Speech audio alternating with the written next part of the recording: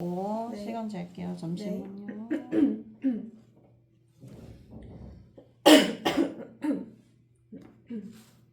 목이 좀 잠겨가지고. 괜찮아.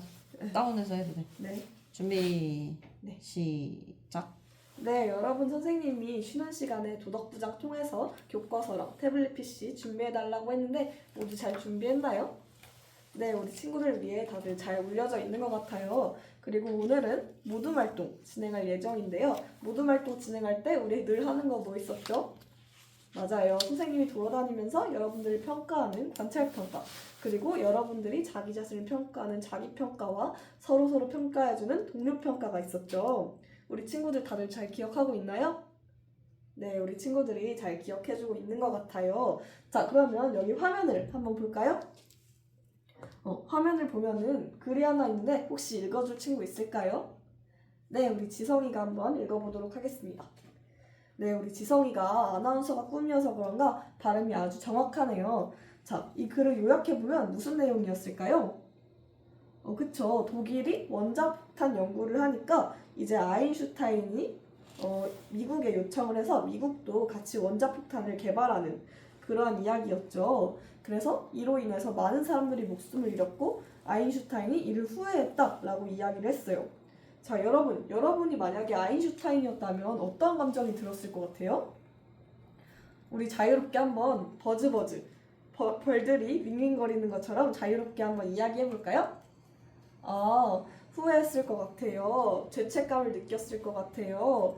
윤리적으로 문제가 있다라고 느꼈을 것 같아요. 네, 맞아요. 우리 친구들이 이야기해준 것처럼 이렇게 많은 사상자들을 낸 이런 원자폭탄은 그 당시에도 굉장히 심각한 문제였어요. 그래서 우리가 이러한 문제를 통해서 과학기술자에게 어떠한 윤리적 책임이 있는지 그 필요성과 이유에 대해서도 한번 생각을 해볼 수가 있고요. 그리고 또한 과학기술자에게 어떤 책임이 있는지에 대해서도 우리가 한번 생각을 해볼 수 있어요. 그래서 오늘 수업 시간에는 과학기술의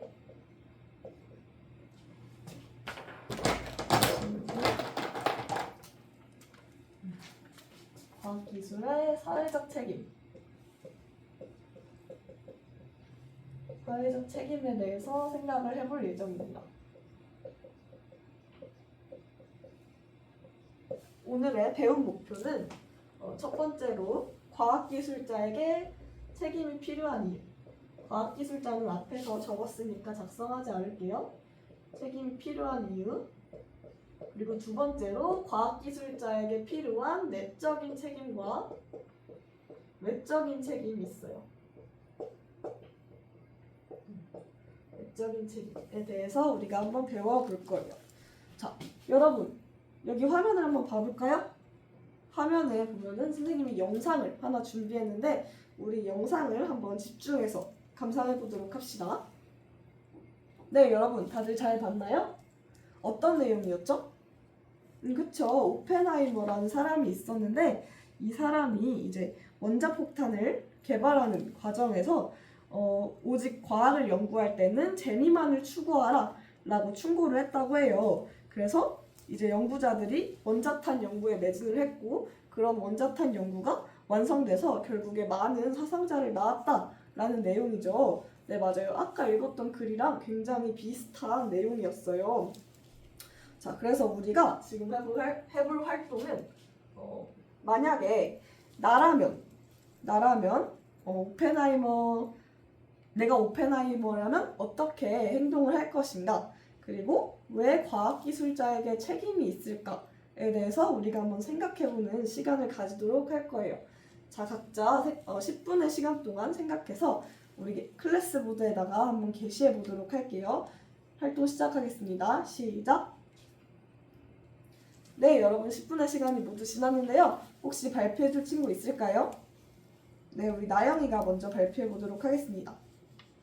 나영이는 만약에 자신이었다면 원자탄을 개발해서 많은 사상자를 내는 것이 아니라 조금 다른 인도적인 방법을 생각했을 것 같다고 이야기를 했어요. 그리고 과학기술자는 그런 과학기술을 통해서 미칠 영향력이 어떨지 구체적으로 예상할 수가 없기 때문에 그런 연구에 있어서 신중해야 한다라고 이야기를 해줬어요. 네, 맞아요. 우리 나영이가 이야기해준 것처럼 과학기술자에게 책임이 필요한 이유는 바로 그의 과학기술 연구가 일으킬 영향력을 예측할 수가 없기 때문이겠죠. 아무리 자신이 연구한 내용이어도 그것이 구체적으로 사회에 어떠한 영향력을 불러일으킬지 우리는 알 수가 없어요. 또 원진이가 한번 발표해 볼까요?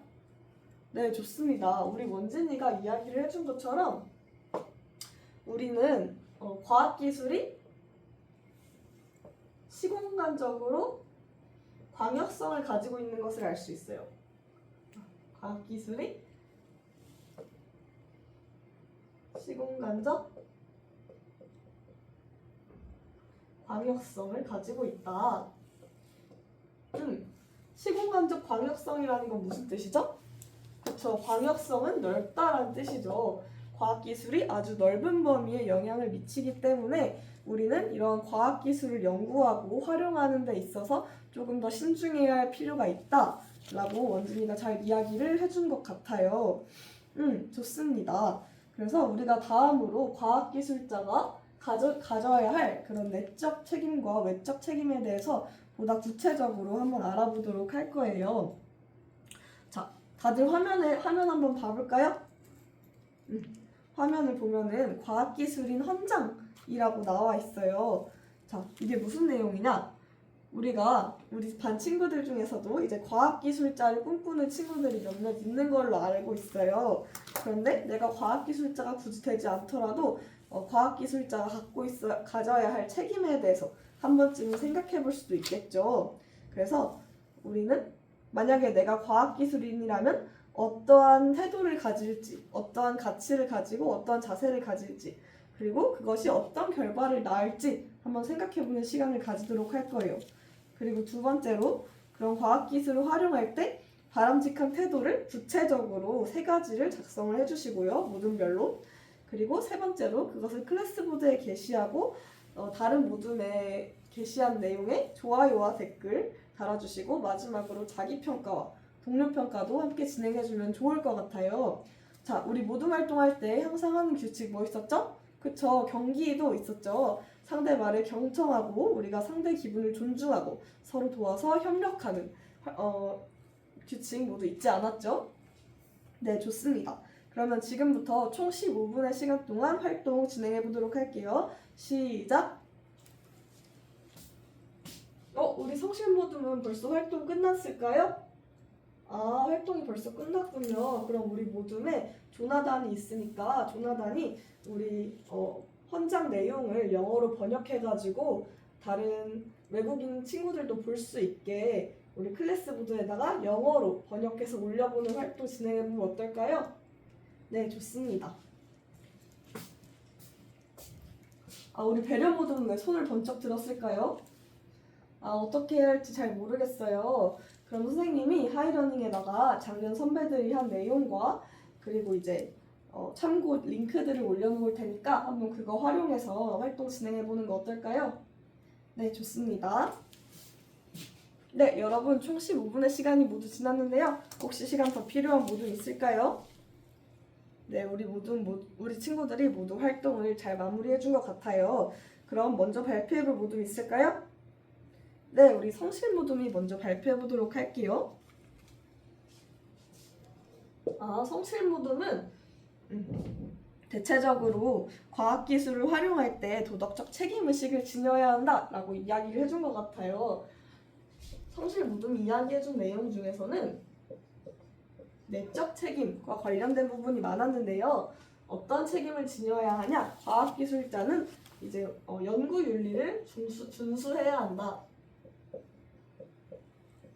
연구윤리를 준수해야 한다고 이야기를 해줬어요. 자, 연구윤리는 어떤 것들이 있을까요? 그쵸, 우리가 다른 사람의 연구 내용을 표절하지 않는 것. 표절이나 짜깁기 등을 하지 않는 것들이 있겠죠. 그리고 두 번째로는 맞아요. 우리가 연구 대상을 연구나 실험 대상을 윤리적으로 대하는 것. 윤리적으로 대하는 것. 우리가 아무리 그런 과학기술의 발전을 위한 실험이라고 할지라도 그런 대상에게 비인도적인 실험을 진행하면 안 되겠죠? 좋습니다. 그리고 세 번째로는 신뢰 가능한 결과만을 제시해야겠죠. 신뢰 가능한 결과.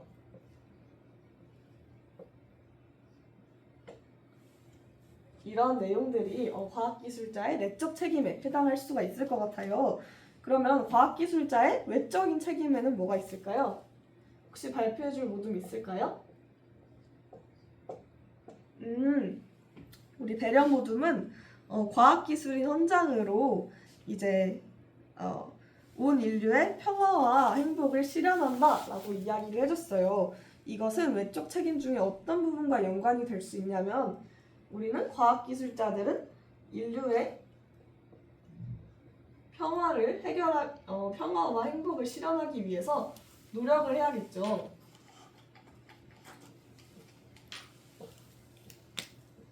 그리고 인류가 당면하고 있는 문제를 해결하기 위해서도 노력해야 할 거예요.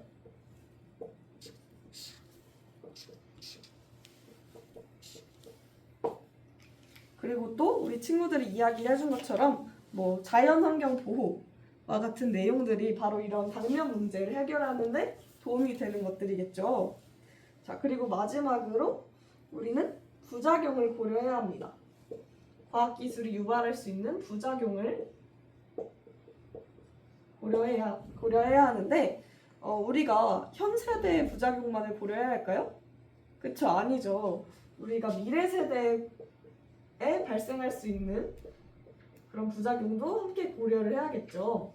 이것을 바로 요나스가 말하는 책임윤리와 연관시킬 수 있습니다. 요나스는 우리가 현 세대뿐만 아니라 우리의 행위가 미래 세대에 미치는 영향까지도 고려해야 한다라고 이야기를 할 수가 있어요. 우리가 그러니까 과학기술을 연구하고 활용할 때 현 세대뿐만 아니라 미래 세대에 미칠 수 있는 영향까지도 함께 고려해서 연구를 진행해야 한다라고 이해하면 좋겠죠. 네, 좋습니다. 이렇게 지금까지 우리가 과학기술자의 책임이 필요한 이유와 과학기술자의 내적, 외적 책임에 대해서 함께 알아보았는데요.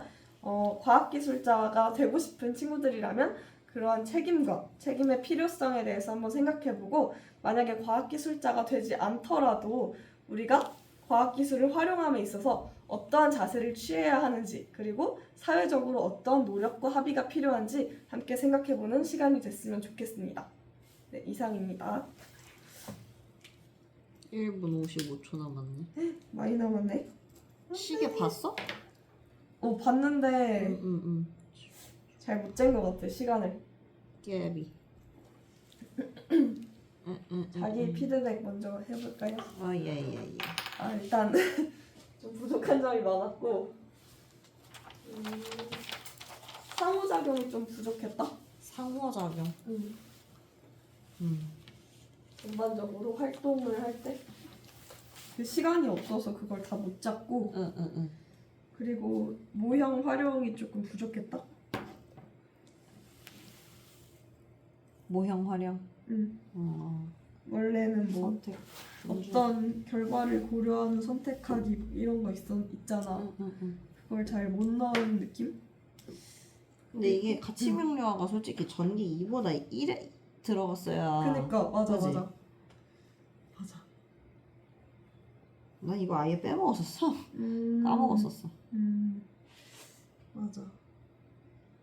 그리고 조금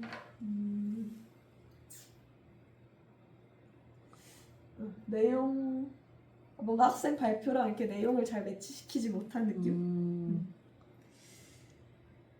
좋습니다. 오케이.